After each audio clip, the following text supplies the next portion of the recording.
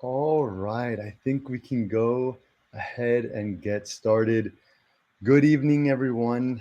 Thank you so much for joining us and welcome to our live stream, The Rights We've Lost and the Path Ahead, a look back at the 2023 Florida legislative session. My name is Luis Sorto. I'm a part of the communications team here at the ACLU of Florida, and I will also be serving as your moderator for today's event. As many of us know, the 2023 Florida legislative session was one of the most authoritarian sessions in our state's history. It was defined by government overreach, abuse of power, and placed Floridians' freedoms and civil liberties at risk. So for today's event, we will hold a space to have a conversation about what we just witnessed in this year's session, the bills that passed, those that have already been signed into law, what that means for our democracy, and of course, what do we do next? What are the next steps for us? During today's live stream, we will hear from ACLU of Florida staff and council who will give a recap of the session, explain exactly what these bills actually mean, and also give some pointers about what we can do to help and push back against the harmful bills. So we'll do some quick intros, then go into some questions and discussion. And at the end, we will have a quick section for Q&As. So if you have any questions that come up during the middle of the event, feel free to put them in the chat box and we'll go back to them at the end of the event. So for now, we'll start with some quick introductions. I'll kick it off first to Kara, then Pamela, and then Sonia. Great, thank you so much. I'm Kara Gross. I'm the Legislative Director and Senior Policy Counsel at the ACLU of Florida, and I am based in Tallahassee. I cover all of our priority issue areas at the legislature, and thank you so much for joining us tonight. Thank you. Hello, everyone. Thank you for joining us this evening. I'm Pamela Birch-Fort, and I serve as the legislative strategist, the consultant for ACLU of Florida. I have been in this legislative game for quite a number of years, and I really appreciate the work that I do for ACLU. Hi, everyone. My name is Sonia Lopez, and I am the statewide immigrants justice organizer. I am based in Miami, and I will be able to go over all the ways that you can get involved and organize with us towards the end. Amazing. Thank you so much, everyone. We can dive right in on kind of an overview of the session. We know that it was a brutal one. It was targeting and taking away civil liberties from women, LGBTQ youth and families, students, faculty, people who are incarcerated, immigrants, and so on and so forth. So given all of those bills that are all harmful, which ones should we be most concerned about? And which ones have already been signed into law? I guess I'll start with that. I mean, it's really hard to say which ones to be most concerned about because there are so many that are so devastating and so concerning. It's really impossible to kind of figure out where to begin because there were just so many attacks on our civil liberties and civil rights across every issue area that we work on and harming Floridians from all over the state and access to care from people throughout the Southeast who come to Florida for their protection of their civil rights and civil liberties. So it's hard to really say, but I guess I will start off with one of the ones that has gotten a significant amount of attention because of how brutal it is. And this is the 6-week abortion ban. So that's SB 300 for those who you were following all along. It is a 6-week abortion ban, but that's really a near total abortion ban. I think it's important that we recognize that because, the 6 weeks is judged from the last menstrual period, from the first day of that. So by the time somebody misses a period and realizes they're pregnant, it's really too late for so many people. And so, it is very important to recognize that it's not 6 weeks from the date that you learn that you're pregnant. And that's why, we have been talking about it as a near total abortion ban, because many Floridians don't even know that they're pregnant by the time that they find out it's too late. As everybody here knows, last year they passed the 15-week abortion ban. And, at the time we thought that, how is it possible that this is happening in Florida, right? I mean, we have had our rights be protected under our Florida Constitution. Our right to privacy has been protected. And yet they passed the 15-week abortion ban. And now this year they went back for more and made it a 6-week abortion ban. It's important for everybody to know that this is not in effect right now. It is not in effect because right now there is still litigation ongoing about the 15-week abortion ban, and this 6-week ban will not go into effect unless there is an outcome in the case that that upholds the 15-week ban. And if that happens, then the 6-week ban will go into effect 30 days after a decision on that. So fortunately, the 6-week ban is not in effect, and I want to make sure that everybody is aware of that. But it's really, really, really dangerous. I mean, we were talking about criminalizing healthcare providers for providing necessary care to individuals and preventing access to care. And, this bill not only provides, not only is government interference with abortion, but it also provides $25 million in taxpayer funding to an anti-abortion network, the fake pregnancy crisis centers. So, it's also damaging for that reason too. And I think it's important to know that this bill doesn't just harm pregnant people, right? So it takes away the right for individuals to decide what is right for them for 4 million Floridians of reproductive age and over 15 million women and pregnant people who can get pregnant throughout the Southeast who rely on this care. So it really does affect so many people. And I just thought that was probably a good place for us to start. Well, thanks, Kara. That is probably one of the most defining bills of this authoritarian legislature, and we appreciate all the hard work you've put into it, and more to go, might I add. One other measure that actually fell under our campaign for criminal justice reform that, Kara, I know you led that effort for us, but it was a Senate Bill 450 relating to the death penalty. In 2016, the United States Supreme Court issued an opinion in the case of Hurst v. Florida, finding that Florida's death penalty sentencing process was unconstitutional because the Sixth Amendment requires a jury, not a judge, to find each fact necessary to impose a sentence of death.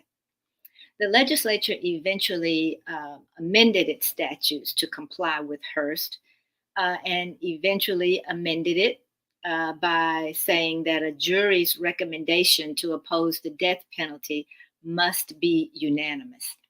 That was a major victory. It was an effort that the ACLU, along with our partners, including the Sentencing Project, I had worked for years to impose a unanimous jury's recommendation before anyone could be sentenced to death, the ultimate punishment in Florida. So here we are, fast forward, a mere 7 years later, and the legislature reverses course. Senate Bill 450 deletes the requirement that a jury must unanimously recommend a sentence of death and provides that only 8 jurors can determine that the defendant should be sentenced to death. It also provides that if fewer than 8 jurors vote to recommend a sentence of death, the jury's recommendation must be for life without the possibility of parole, and the court is bound by that recommendation. If the jury recommends a sentence of death, the court does have the discretion to impose the recommended sentence of death or a sentence of life imprisonment without the possibility of parole. But if the jury the jury must also unanimously find at least one aggravating factor beyond a reasonable doubt in order to impose that death penalty. The court is now required to issue a written order based on the recommendations of that judge. And if the judge does not comply with the jury's recommendation, she must include her reasons why. And that's not been a part of judicial orders in the past. So this bill was signed into law and became effective in April of this year. This was one of the bills, a very significant bill that moved forward very quickly this legislative session and wound up on the governor's desk while the legislature was still in session. And as I remind people, when a bill ends up on the governor's desk while the legislature is in session, the governor has only 7 days to act. So this bill was signed into law and became effective in April.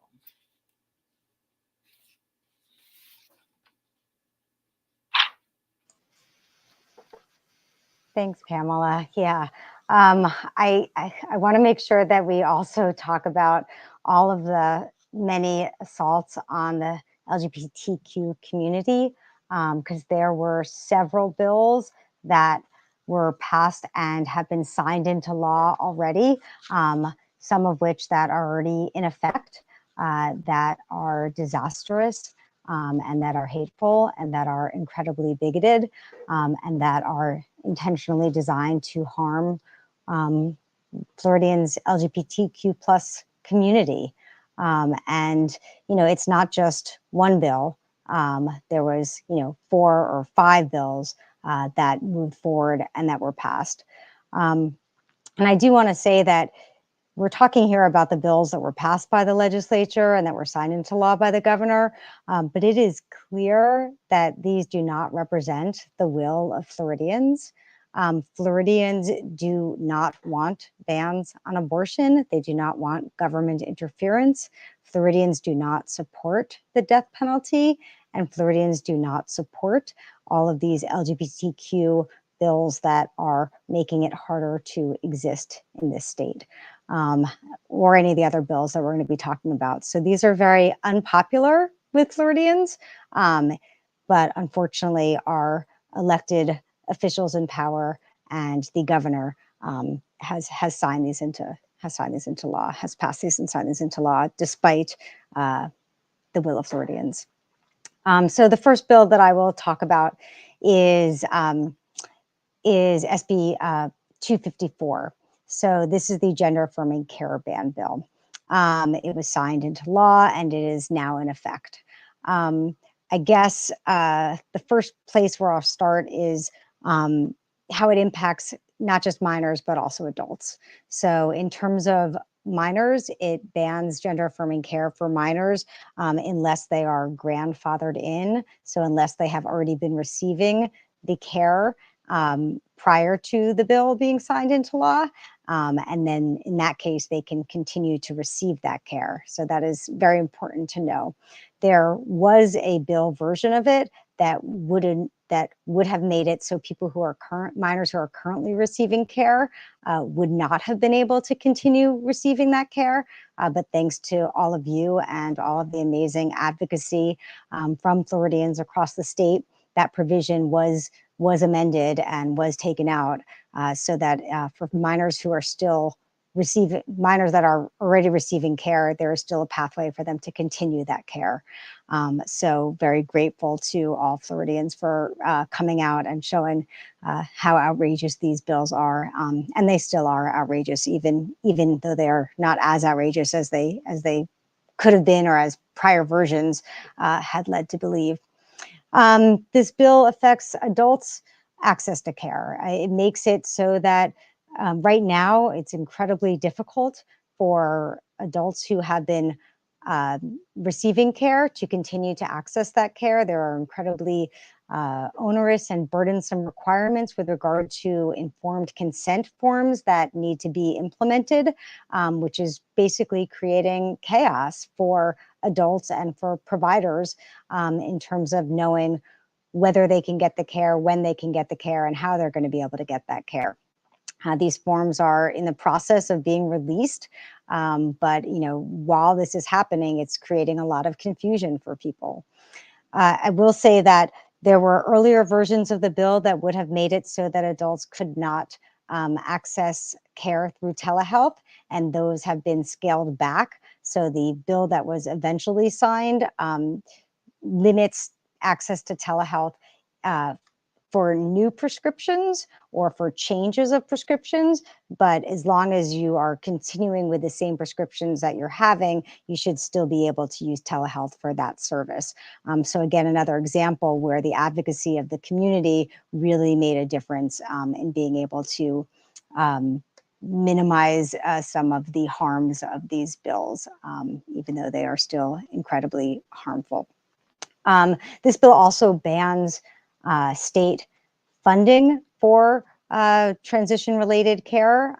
So in terms of if you're a state employee or if you are getting your funding through state university, it has restrictions on that. Again, earlier versions of the bill would have prevented private insurance plans from providing care, but now later versions in the bill that ultimately passed was just limited to the public funding of these services. And we're talking about criminalizing providers here, right? So this is not just saying that they don't approve of this. Doctors who provide this care are subject to criminal penalties, particularly with regard to providing care to minors. So it's obviously a very devastating bill that there definitely is going to be ACLU and lots of organizations are looking into these bills and determining our next steps with regard to where we go from here. Another anti-LGBTQ bill that I'm sure we all are aware of is the bathroom ban bill. This bill basically makes it so that if you are a transgender individual and you use a bathroom that is not consistent with your sex at birth, and an employee asks you to leave that bathroom and you refuse to do so, then you could be subject to disciplinary proceedings or possibly trespass. Now, earlier versions of this bill, the bill was much broader and it also applied to private businesses. And so basically any venue or private business that you were in. Because again, of all of your outreach and outrage and the advocacy of all Floridians, they did narrow that. And so the bill now only applies to certain covered entities, which includes government buildings or correctional facilities or detention facilities or schools or universities.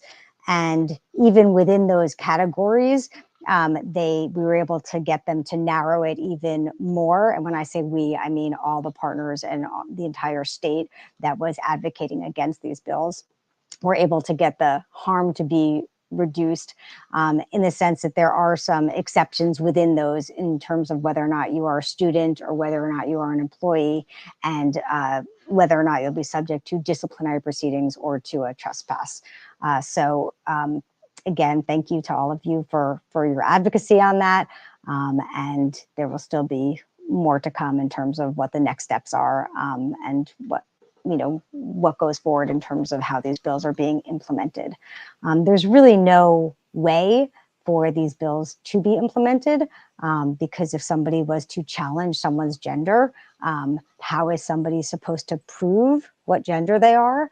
And because of that, they are so broad and overly vague and difficult to implement that it seems like the state's going to have a really hard time trying to defend these bills. Another bill that I'm sure everybody is aware of is the anti-drag bill. This is the bathroom ban was HB 1521, which is already signed into law and is effective on July 1. The other bill is the anti-drag show ban bill, which was signed into law and is already currently in effect. We've called this the anti-drag show bill because it was a convenient way for us to talk about it. It doesn't actually say the words drag show in there. What it does is it bans or it prevents businesses from having minors be admitted to live adult performances. But clearly the intent of it was to punish businesses that are having drag shows and drag brunches and drag performances by penalizing them for admitting minors under 18. So this bill is also incredibly broad and vague. There are terms in there that don't have any definitions, which makes it harder for businesses to be able to figure out how to comply with the law. And we're already seeing a lot of situations where businesses are taking a very cautious viewpoint. We've seen things about pride parades being canceled under the bill. Because people are concerned and worried about whether or not they'll be able to get a permit and what that will mean. Again, these are just very, very overly broad and vague bills that just have no place in Florida and should never have been passed or signed into law and are just incredibly harmful. The last bill I wanted to talk about, which I guess is anti-LGBTQ bill. It is also an anti-free speech bill, as are many of these other bills. The anti-drag performance bill is absolutely an anti-free expression bill. So we're talking about these in terms of certain categories, but they cross over into all of these other issue areas and other categories as well. And this bill is HB 1069. This is the bill that expanded upon last year's Don't Say LGBTQ bill. And this year it expands it so that last year it was just kindergarten through third grade, where you weren't allowed to have discussions of sexual orientation or gender identity or anything regarding LGBTQ communities or individuals. And this year they doubled down on that and they expanded that to go all the way through 8th grade. So you're not allowed to have those discussions or those conversations until high school, which is unfathomable. And yet that's what the bill says, or what the law says. It was already signed into law and it goes into effect on July 1. And this is an absolute suppression of free speech. And in addition to making it so that you can't have these discussions in your classrooms and you can't have this instruction, it also makes it so that it is a lot easier to have book banning. So it changes last year's law that used to say that if somebody challenges a book ban, it needs to go through a process, and then it would go through the process to determine whether or not the book would be banned. It changes that to say now that if somebody challenges a book, it's automatically, it must be removed. And then it goes through a process to determine whether the removal was valid. So it removes the book first and then has a process to see whether that was accurate or not to do, which obviously is incredibly problematic. So I think that's a good segue into, I think Pamela's going to talk about some other education censorship bills. Yes, as Kara indicated, the attack on the LGBTQ community has been a multi-year process for the legislature. And so has the attack on education, particularly the ability to discuss issues relating to diversity and race in the classroom.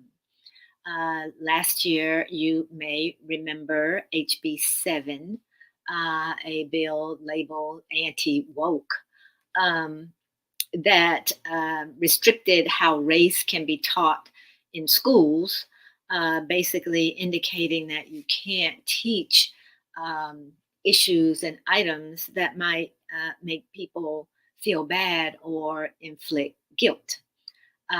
We've not figured out how you measure that just yet. And there is currently an injunction against the provisions of this bill, the anti-woke bill, going into effect. Even though the court has not yet ruled on the merits of the anti-woke bill, HB 7 from 2022, the governor and his majority legislature has so much confidence that they're going to win this case that they passed yet another bill that I consider sort of an extension of the anti-woke bill. And that is Senate Bill 266.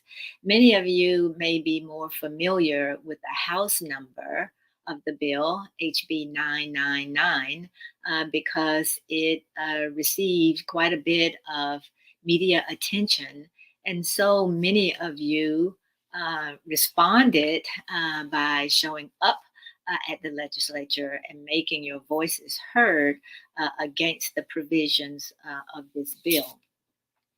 It is, as Kara also said, another bill that has a lot of broad, vague, and overreaching language in it.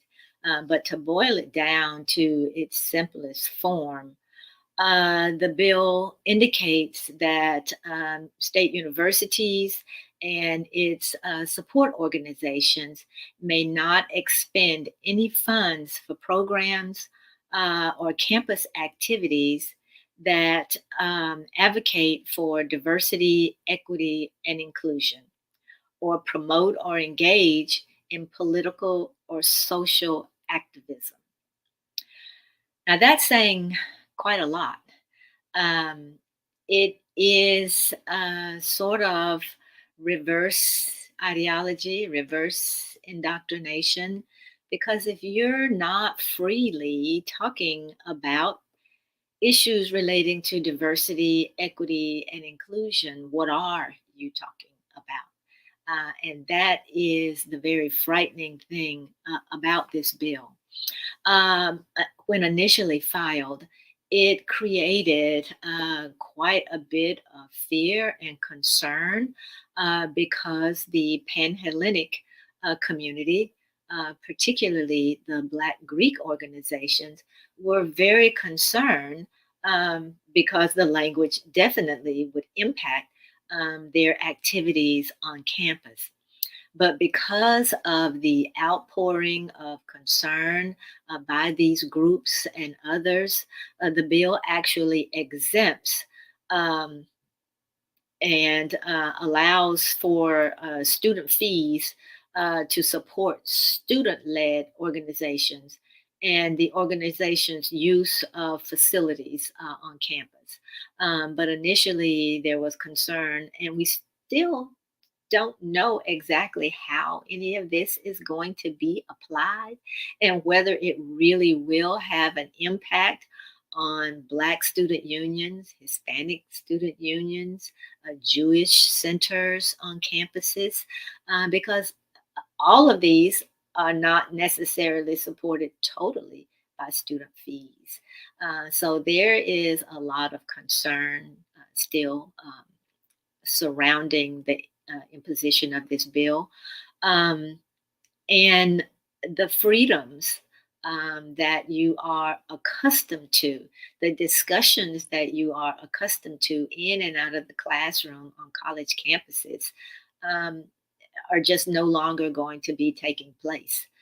So those things that we went to college for, that we send our children to college for, just may not be occurring on our Florida campuses. This bill also inured a lot more power and authority to the Board of Governors. College deans in the past have had quite a bit of control and exposure over hiring in their departments. But this bill cedes the hiring authority to the university president, while also giving the president the authority to delegate that to other executive groups on campus. But it does sort of mutes the traditional authority of the dean of certain units and divisions on campuses, knowing who and what may be best for their programs. There is also a post-tenure review after 5 years that has been put in place. And, that is going to impact the type of professors that want to come to Florida and teach in our major universities. And there have been several entities, professional associations, and professors themselves that have talked about the brain drain that is going to take place on our college campuses. And a lot of it emanates from this bill that has been signed into law by the governor, and it will become effective on July 1st of this year.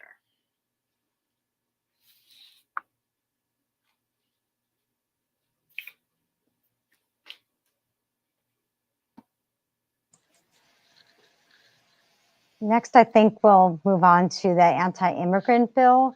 I'm sure everybody is aware of this and has been following it. SB 1718, it was signed into law. It's effective July 1. And just, a huge thank you to so many people who came to the Capitol and came out in opposition to this bill. There was a tremendous amount of public opposition to this. And because of those efforts, there were changes to it that made it less harmful than it would have otherwise been. It is still an incredibly dangerous and harmful bill, but it is not as bad as it could have been. It seems like that seems to be just like the constant thing with all of this. These bills are the worst we can ever imagine, and yet also they were worse until all of you all spoke up and spoke out. And there are tremendous champions that we do have in the legislature that are fighting every day to make sure that these bills don't pass, or if they are going to pass, that they are minimized in the harm that can be done. So while while the majority in power continues to do what they are doing, there are a lot of people who are fighting, and these bills do not represent what Floridians want. So this bill basically it criminalizes the providing transportation. Well, it does so many things. I mean, one thing it does is it criminalizes transportation into the state of undocumented immigrants. Originally, the bill would have criminalized providing transportation within the state and also into the state. So, individuals driving family members to school or to a doctor's appointment could have been caught under this bill, could have been captured under this bill and fallen within the broad terms of it.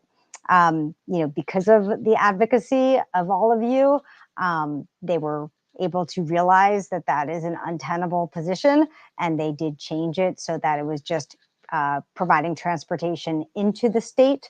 But still, this is, horrific. I mean, you cannot, if you live out of state and you want to go visit, your mother, and you want them to come back into the state with you, you could fall under this.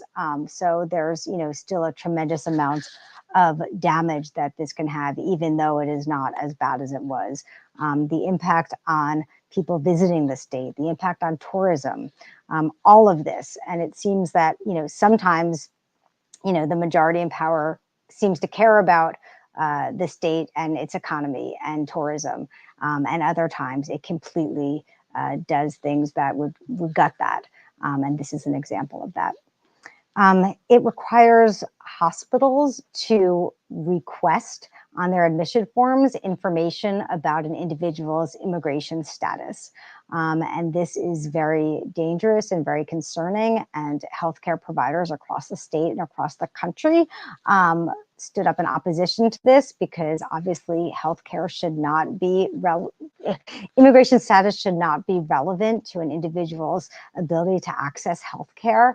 And this puts something in place that might make people think twice about seeking the care that they need.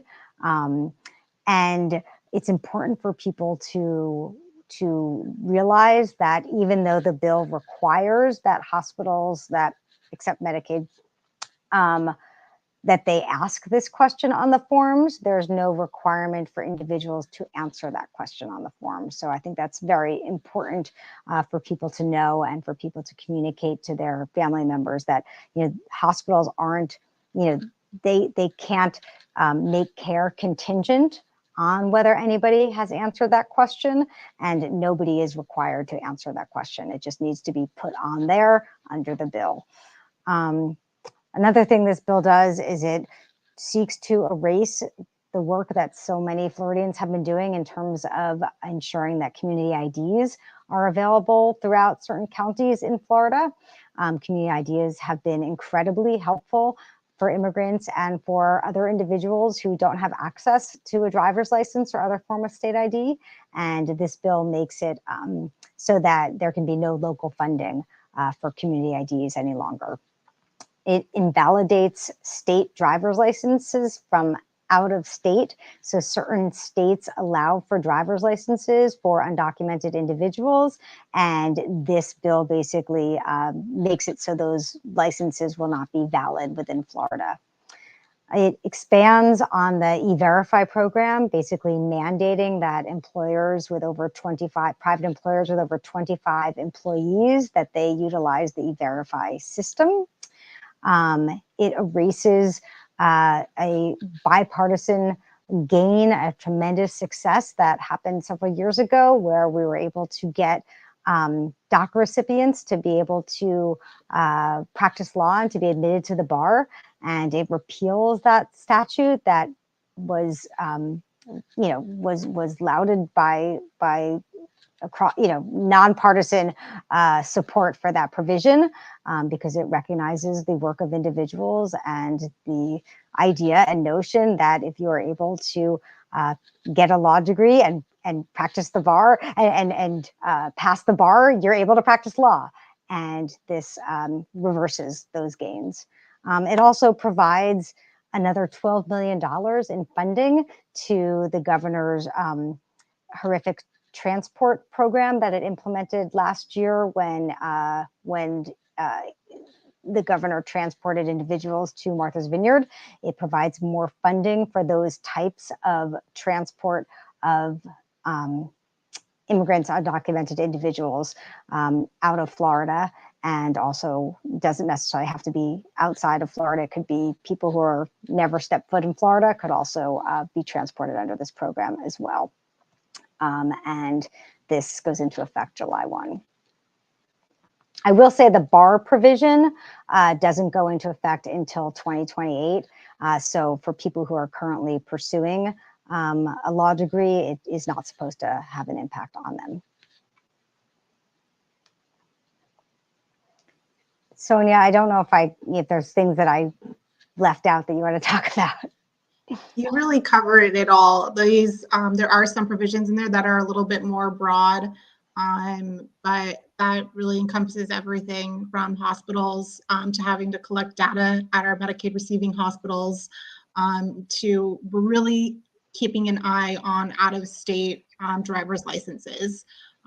Here at the ACLU, we will work with partners to put out a travel advisory for those who are out of state and undocumented, who might have a valid state photo ID from another state. And if they come to the state of Florida, that photo ID will no longer be valid or recognized here. So what does that mean for undocumented people that want to come into their state? They're more at risk. They're more at risk for being pulled over or, arrested, and then they don't have the same rights as they're back home. So there's just a couple of things to watch out for that we will put notices out on, and stay tuned, and we'll get more into that here shortly towards the end.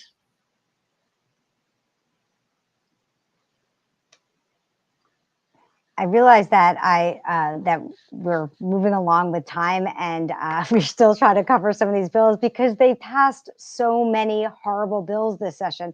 We've been doing these legislative debriefs every year after session, and usually there's not this many awful bills that they've passed. And so I'm now thinking that, that we could have made this twice as long just because they've done twice as many horrible things this year. I'm going to go a little quicker through the next bill just to save time. I wanted to briefly just talk about the medical conscience bill. So this is an insane bill that basically makes it so that providers and healthcare providers and payers, so healthcare providers can refuse to provide care based on their ethical, moral, or religious beliefs. So, we've heard about kind of religious refusals before. That's something we've become to expect under the current administration that we have. But this takes it a step further to also allow refusals based on ethical or moral beliefs. And there's no definition in the statute what is an ethical or moral belief. And it allows payers to refuse to pay based on those as well. It is narrowed and limited in the sense that it's only supposed to provide refusal for services, not for individuals. But that's a really hard thing to kind of implement and parse out. When do you know if somebody is denying care based on a person because of who they are versus what the service they seek is? And that is going to be very, very devastating in terms of how it's implemented. I'll hold off on that other. Pamela is going to talk a little bit about the Florida State Guard before we get to questions. Yes, this is something worth mentioning, even though I'm not going to be as detailed so that we'll have time to take some of your questions. But I do really want to alert everyone. Last year, the state of Florida passed what is known as the State Guard. It is a military unit that has not existed in the state since 1947. But it was reinstituted last year. With a maximum of 400 volunteers. This entity is designed initially to assist with state emergencies, very much like what our National Guard does. But this year, the Guard was made permanent. It was extended from 400 volunteers to 1,500 volunteers. It will have a specialized unit of former law enforcement and military individuals who will be armed, and they will have the ability to assist other law enforcement agencies. And when they assist other law enforcement agencies, they will have the same arrest powers that those other agencies have. This is very frightening.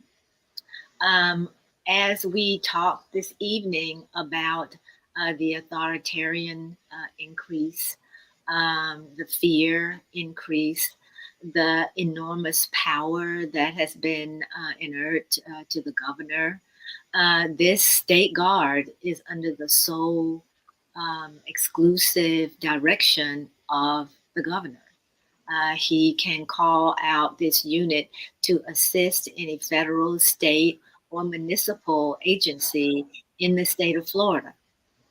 This guard also will be a part of the Emergency Management Assistant Compact, which allows it to assist other states when they determine that there is a cause for emergency.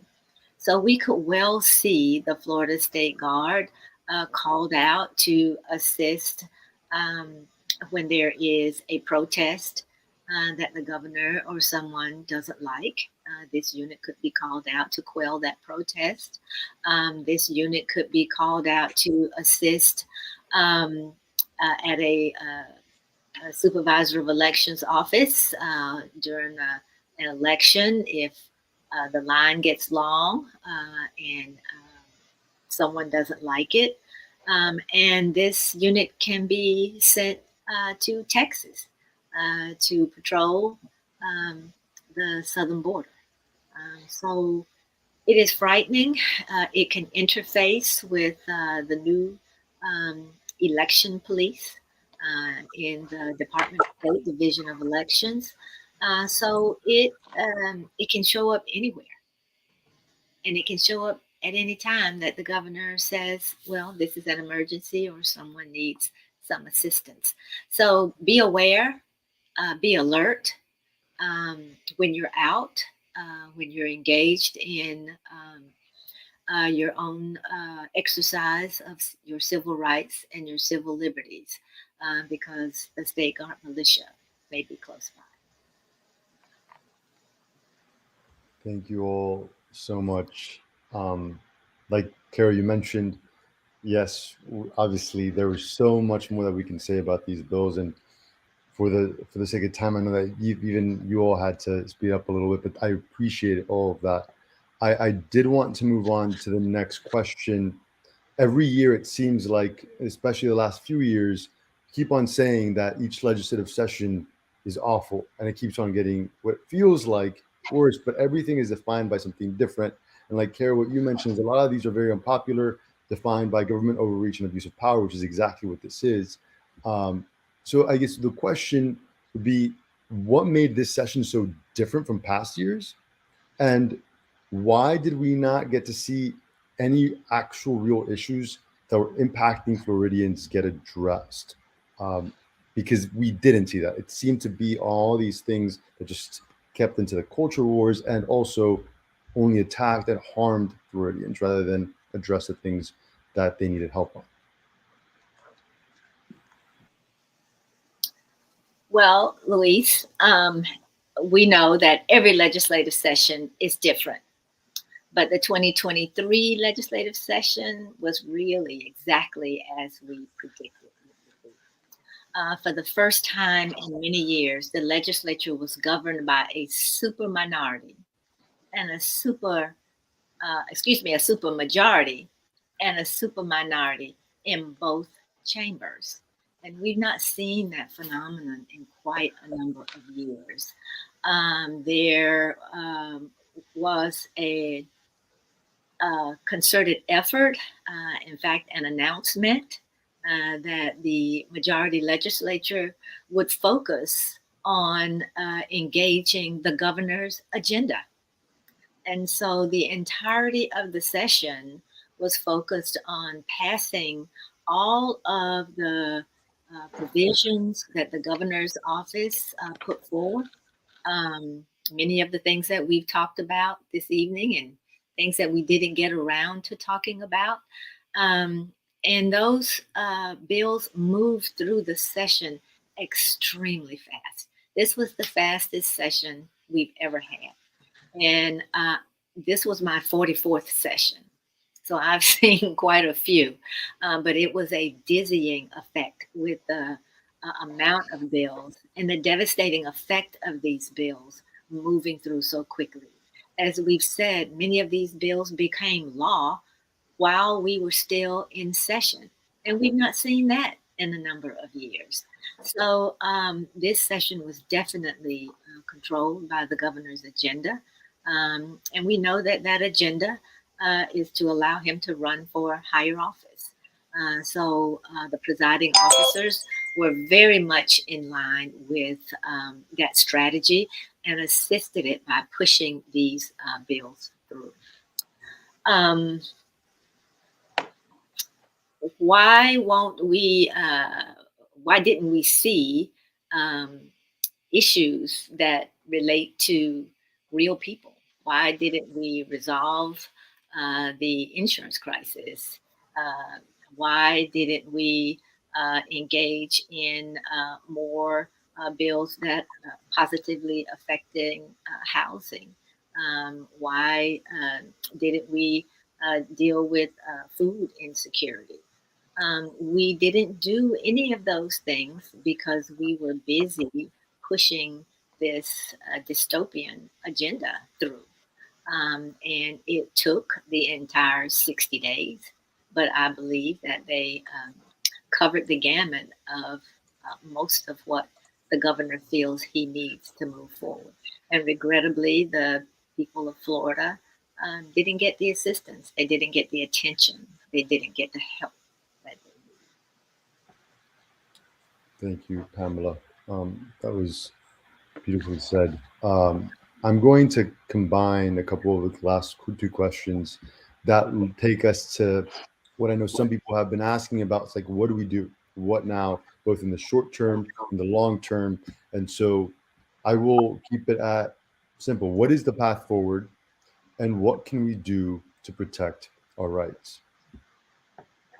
Thanks, Luis. These are my two favorite questions because that means you guys can get involved.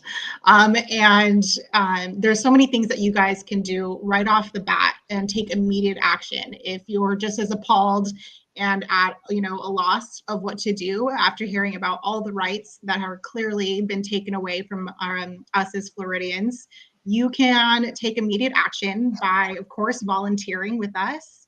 And you can do that by signing our volunteer form.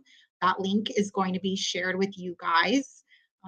In that link, you can say specifically what issues you really care about. So if you really want to volunteer and get involved in voting rights, which is at the base of everything that we do here at the ACLU is we need people to vote. So that way we can make change on the issues that impact us the most.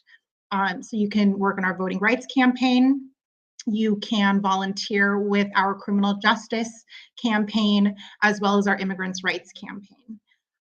So those are just some small, quick actions. You can also, of course, sign up for our ACLU FL Action email alerts, and you can find that on our website as well, where you'll get updated on whatever immediate actions come up. And we might have an urgent call to action on something, or you just need to get informed and you want to hear about what's new coming out of the ACLU of Florida. You can also sign up for our Twitter, social media, Facebook. That's always a quick, easy way to get information, not only on what kind of events and different opportunities there are to get involved, but just for general information. And then if you want to take action on the abortion issue, I know that that's at the top of a lot of people's concern. It certainly is for us, which is why we want to give you guys the link to be able to sign the abortion petition that is now circulating that is asking for the abortion to be put back on the ballot. So that's going to be really important. There is a deadline for that.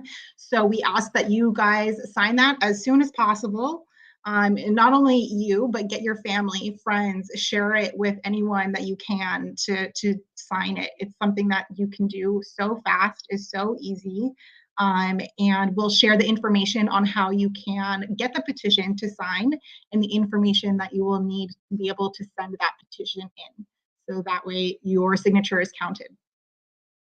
And then, of course, what can we do going forward?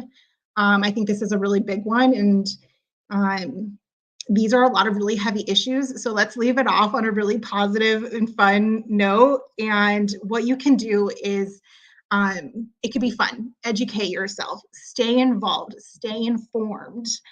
You can do that with us, of course, by volunteering, which is, well, you'll learn a lot about everything we're doing here and all of our campaigns. But we are also going to be kicking off a series that is going to go in more in depth on all the issues that we covered here tonight. It's going to be the Rights We've Lost series. And I know we just briefly touched on all of these bills. We're going to really spend time on each of these issues and each of our campaigns.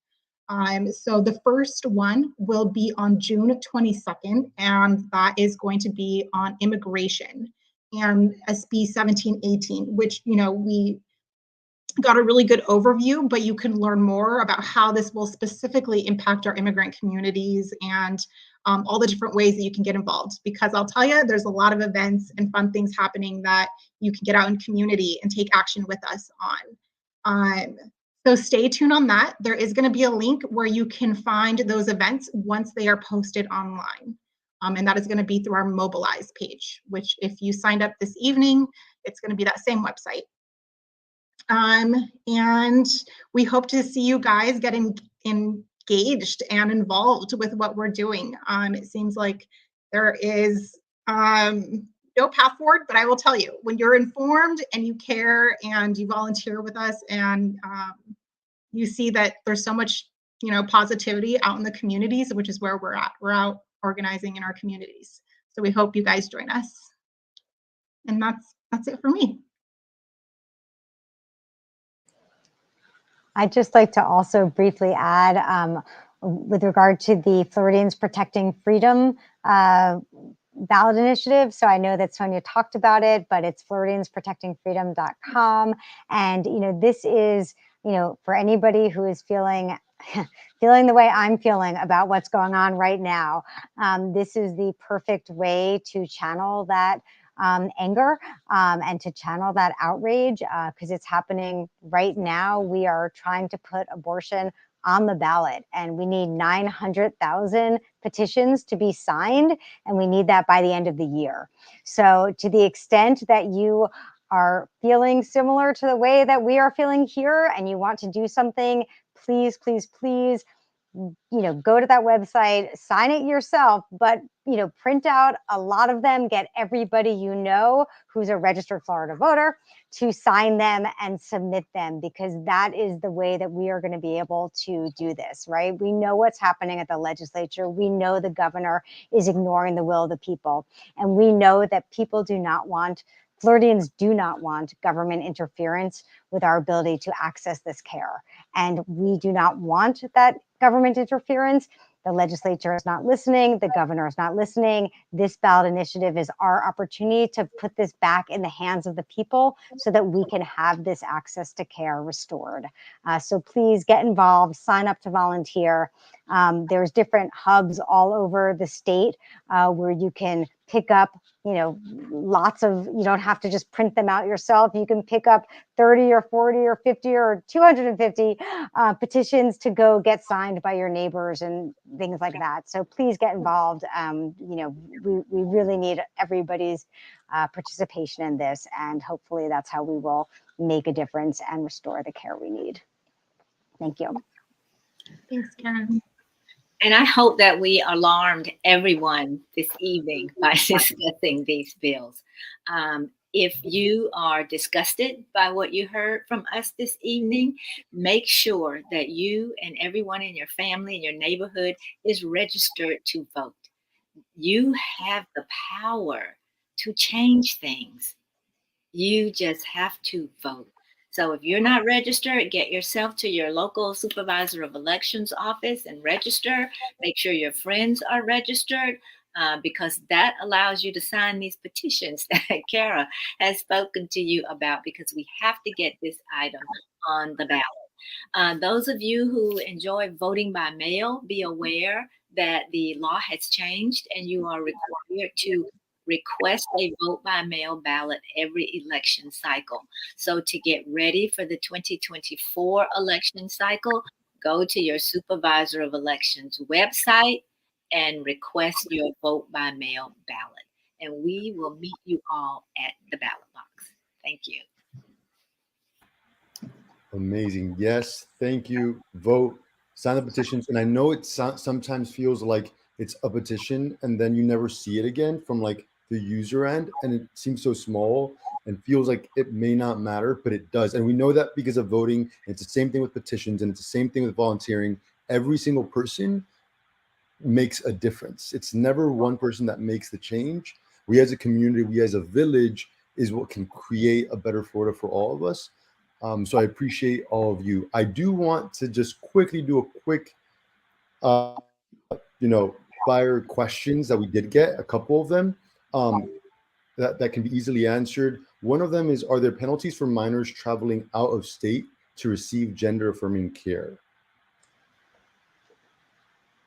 I can answer that. So the way the bill is written is that for minors traveling out of state, it doesn't appear that there should be any issues with that. The penalties are on providers that are providing the care, not on the minors that are seeking the care. I hope that answers the question. Amazing. Thank you, Kara. And then I know that you might have mentioned this earlier, but when is SB 534 supposed to go into effect? One of our viewers mentioned my son's supposed to have surgery this summer and it has been put on hold. So I'm guessing this is the gender affirming care SB 254 bill. So in terms of SB 254, the gender affirming care bill, that bill is in effect. And so under the bill, I mean, here's the thing, the bills are very confusingly worded, and they're intentionally confusingly worded. That was by design, because they want it to be difficult for people to be able to figure out what they can and can't do, and they want it to be difficult for providers to figure out what care they can and cannot provide, because thereby they get people to cease providing care because they're confused about it and they don't want to run afoul of the criminal penalties. So it is a strategy on theirs to make these very confusing bills and to make them very broadly worded, and that's what they've done. And so while the bill is in effect, minors, there are provisions where minors are able to continue receiving the care that they've been receiving if they are grandfathered in, but that is a process and is unclear, and providers right now are trying to figure out what they can and cannot do about that. Thank you, Kara. And one more for you as well on the abortion ballot initiative that we talked about. Someone did ask if it has to be printed or turned in, or if it can be done online. It's an excellent question. It has to be printed, and it has to be signed, and it has to be signed in pen, and it has to be filled out perfectly because, you know, one, they don't allow you to do it electronically, and two, they want to make sure that everything in there is actually signed and is correct. So they will do what they can to boot these out, right? So if you don't put in your county, they won't accept it. If you don't put in the right information, they won't accept it. If your signature is not legible, they won't accept it. So, unlike signing a check or something like that, where you just kind of like sign your name really quickly, make sure it's legible because they're going to read it, and we want them to make sure that they have the information and that it counts. So thank you. Yes, please print it out. And also, for people who are printing out a lot of them, you can drop them off if there's a hub near you. So basically, if you go to FloridiansProtectingFreedom.com, you can look and see if there's a hub near you. And if there is, that is a location where you can drop off the petitions, so you don't have to put a stamp on it and mail it if that's more convenient for you. Thank you so much, Kara. I do want to give, I know we've gone over time, so everybody who's viewing, thank you so much for sticking with us and staying on. But I did want to give one last chance to any of our panelists to say any last words that you want to do before we wrap up. No, thank you, Luis.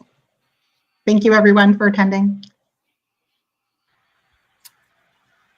Well, thank you all so much. I want to thank our panelists again. I want to thank everybody who joined us on whether you're watching on YouTube or Facebook. Thank you so much. Thank you for doing the work that you all do. Like I said, we can't do it alone, and I hope that no one, at times, these bills and these actions attack and feel like they're targeting at such a personal level, but know that the difference that we can make moving forward does happen in community, together, with the ACLU of Florida and beyond. There's so many organizations and partners that are also doing the work with us, like you. And so I appreciate you all. I hope you all have an amazing evening, a great week, and stay tuned for updates. Thank you so much. Thank you all.